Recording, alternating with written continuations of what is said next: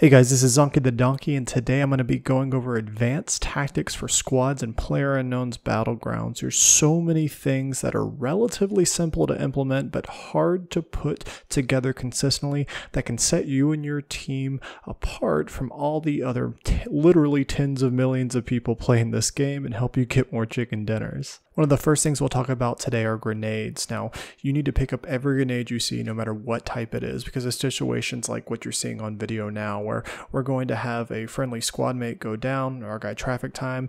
I'm instructing myself and other squad mates to equip smoke grenades and give him some concealment so he can get into cover because the enemy that's about 300 meters out is engaging us. So we're going to want to throw those on the other side of our squad mate in the direction of the enemy so we can obscure their vision. Now, there's some other situations where if the enemy's closer, or depending where you're at in terrain, you may want to throw the grenades a little farther, a little closer, but the objective always is going to be to conceal the enemy's vision as much as possible, so you can either pick up a teammate, break contact, advance into the circle like I'm doing now to get into a little low ground spot. But the main idea here is, guys, is encourage your teammates and also for yourself, pick up every grenade you see, so whenever a situation presents itself to you like this, you've got the tools needed to take care of the job.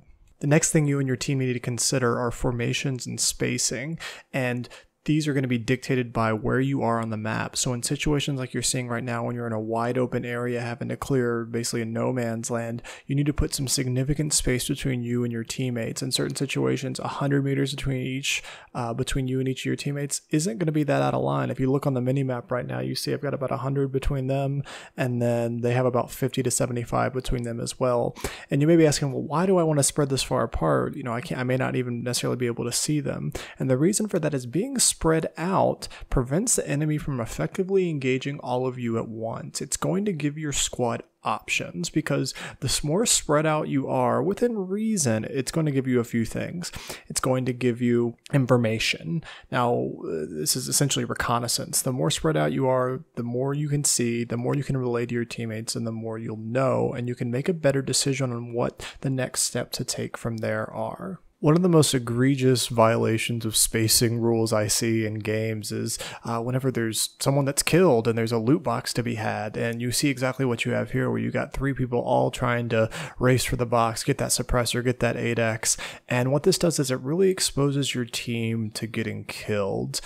You can get run up on because no one else is really pulling security. That's why I'm kind of just waiting outside, just in case someone decides to run up on us, I can pull that security. So whenever you take down an enemy team, have one person loot at a time and you can pull security for them. Now, when it comes to spacing in an urban environment, there's a couple different strategies you can use, where in an urban environment, because of all the sight line blockers like buildings and some other things, you need to stay a little bit closer in general. So one of your options is either breaking off into buddy teams, kind of like we are now. Me and one of my partners, we're sitting here running around together, clearing the area, while our other 2 teammates are to the southwest of us here in Rostock, and they're clearing the area and looting as well. And neither answer, whether it's staying all together or breaking up into twos, is going to be right or wrong necessarily, but it's really all about the skill of the players in your team, what you guys can handle, and how many enemies you know are in the area. So for example, if you know there may be more enemies in the area, like there's 2 full teams there, maybe you want to all stick together, that way you can all fight together. But if you know there's maybe just 1 or 2 people, you can maybe afford to break off into buddy teams here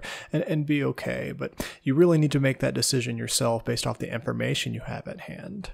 Generally, as you get closer to the end of the game and the last couple of circles, you're usually going to want to stay a little closer together in these urban environments, because you're going to have much more higher likelihood of people camping in houses and buildings, and you're going to want to be able to down the enemy as quick as possible, because chances are you're probably going to take casualties in some of these buildings, and you want to kill the enemy before they can kill your downed teammates. Probably the #1 thing you can do to improve the results of your squad is to get uniform in your communication and how you're doing your callouts for enemy contact. So you probably all play with that one guy in your squad on a regular basis that goes, "Oh shit, there's a guy over there by the tree, shoot him.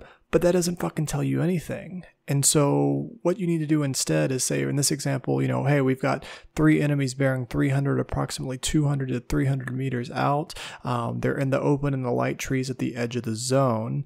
And you can maybe say they're at the crest of the hill or by a certain cluster of rocks. But you need to distinguish, hey, there's a group of 4 trees all there together. Maybe the one with the yellow leaves, there's a set of boulders in front of it. Those are the rocks he's in front of.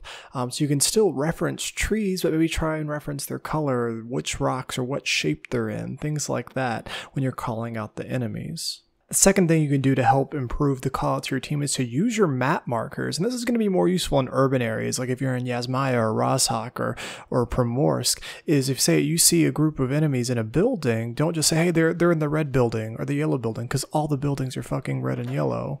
So what you need to do instead is maybe if you can accurately determine which building that is on the map, just open up your map, take the extra 3 seconds and drop the marker on that. And that way there's no confusing at all where those enemies are, and all of your teammates can get their guns on target at the same time. So when it comes to gunfighting in this game, getting into firefights, you don't always have to engage right away. If you end up spotting some enemies, you know, make your call out, you know, 300 meters at bearing 245 in the open. Make sure your teammates see them first, unless just such a good opportunity presents itself where you can get like a guaranteed headshot with the Kar 98. Because those first 5 seconds of a firefight are the most crucial, because once you pull that trigger, they're immediately alerted to your presence and they're going to know roughly where you are just based on sound cues alone. So sometimes you need to just take a minute, pause, make sure you can line up a bunch of shots at once, because a lot of times, I'm sure you've been playing where all of a sudden all the firing starts and then like 2 people or 3 people die instantly in your team. And that's because those people took the minute or two, or not necessarily a minute or two, but a few seconds to line up their shots, make sure everyone was on the same page. Now, one of the best squad strategies you can use is flanking. And when we're talking about firefights, flanking isn't always going to be something you can do. Flanking is going to be dependent and work best when you have a few things that are going to happen. Number one is when your team is spread out and your flanking team, the people that are actually going to go around and do that flanking, haven't been spotted yet.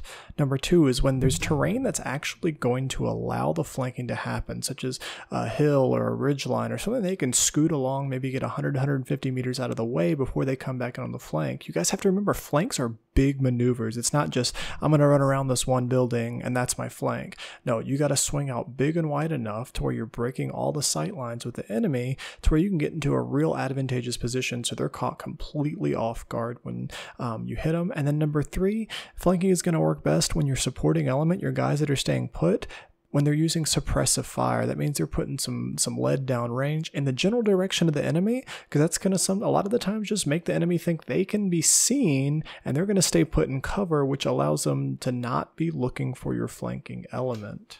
Now, one final thought on firefights. I mentioned earlier that not every situation is going to allow you to do some big flanking maneuver and come up behind the enemy. And this firefight example is going to show you an instance of just like that, where I've got about 200 meters between me and an enemy. You've got to cross a ton of dead space in a road. And in this situation, it doesn't make any sense to, even run across the road 200 meters down the road, because you're still going to be so open. So there's always going to be times where you're basically just going to have to sit in place and fight it out to the end and basically just outgun the enemy. And you still are going to want to keep your spacing really well, because the more clustered you are, the easier it is for the enemy to switch from target to target and maybe shoot you and then maybe your teammate by just barely moving their mouse over. So this kind of goes back to what we were talking about earlier, where the more spacing you have within your team, the more options it gives you. Because, for example, like so many of the fights in this game occur in forests like this, where people are hiding behind trees. But if you keep your team spaced, a couple 100 meters wide, a lot of times the person that's on the end, on your far flank, is almost by default going to have a flank on someone that's hiding behind a tree, because they're going to be able to see around behind it. That's going to pretty much wrap up this video on squad tactics. You could write a book series on all the different stuff you could do in this game. But some good things I want you to keep in mind here is, watch your spacing, have good callouts, and just keep your team organized, and you're going to do all right as a squad. Some other really cool, exciting news as the channel grows is that PC Gamer is writing an article about my channel. It should be released in the next couple weeks, so mid to late September, and it's going to be talking about how I played, the tutorial series we're writing. And so the channel and the stream we do on YouTube Gaming on Monday, Wednesday, Friday at around 8 a.m. Mountain Time, it's going to absolutely explode. So I want you guys to be a part of that community, and I want to see you guys in chat. Please check out my Patreon. It's linked in the description. You can get some really cool things in return as being part of the community and help supporting the channel. So I'll see you guys out in the battlefield.